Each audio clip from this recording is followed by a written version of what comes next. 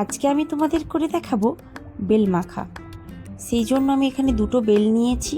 দুটো বেল ফাটিয়ে তার মধ্যে যে আঁতি সেটা আমি একটা বলে চামচের সাহায্যে বের করে নিচ্ছি। দেখো, বেলটা খুব সুন্দর, আর একটু পাকা হলে ভালো হতো। বাজার থেকে নিয়ে এসেছি তো সেই জন্য বোঝা যায়নি। তো দুটো বেলেরই আঁতি আমি এখানে বের করে নিচ্ছি ভালো করে।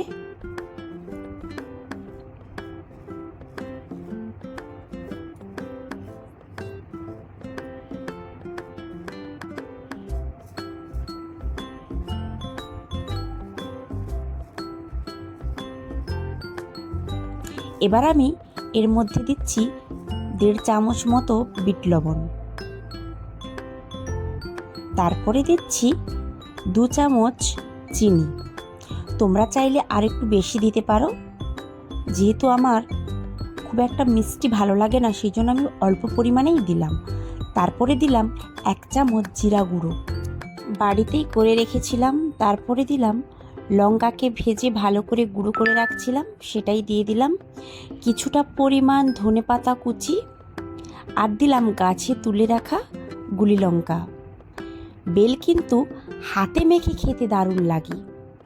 হাতে মাখার যে একটা আলাদা টেস্ট, সেই জন্য হাতে মাখালেই বেলের টেস্ট যেন আরও বেড়ে যায়।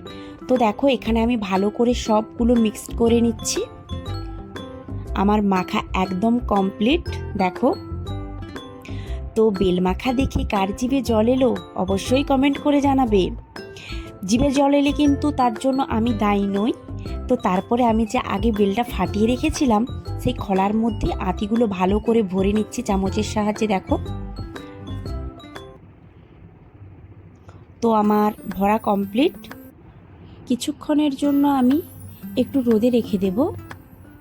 রোদে রাখলে কিন্তু খেতে আরও দারুণ লাগে। কিরে, বেল মাখাটা কেমন হয়েছে? দারুণ। আমাদের ভিডিওটা কেমন লাগলো অবশ্যই কমেন্ট করে জানাবে কিন্তু।